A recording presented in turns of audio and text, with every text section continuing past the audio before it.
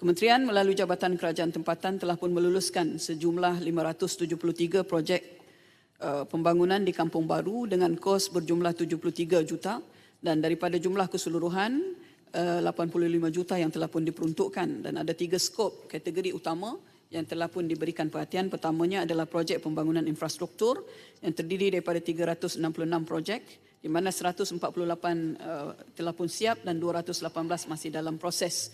Seterusnya, program bantuan baik pulih rumah sebanyak 197, daripada situ 47 siap, 150 lagi dalam proses. Dan yang ketiga, program bantuan banner baru rumah kampung baru sebanyak 10 projek yang telah pun diluluskan dan semua projek ini masih belum bermula. Tuan Yang Pertua, bagi projek pembangunan di Kampung India pula, Jabatan Kerajaan Tempatan telah pun meluluskan sebanyak 21 projek pembangunan di 18 buah kampung melibatkan 6 buah negeri iaitu Johor, Melaka, Selangor, Kuala Lumpur, Perak dan Negeri Sembilan yang merangkumi 3 skop utama iaitu infrastruktur, kemudahan awam dan juga keselamatan. Dan setakat ini sebanyak 5 projek telah pun siap, 13 projek dalam pembinaan, manakala 2 projek lagi dalam proses perolehan dan 1 lagi projek masih dalam perancangan.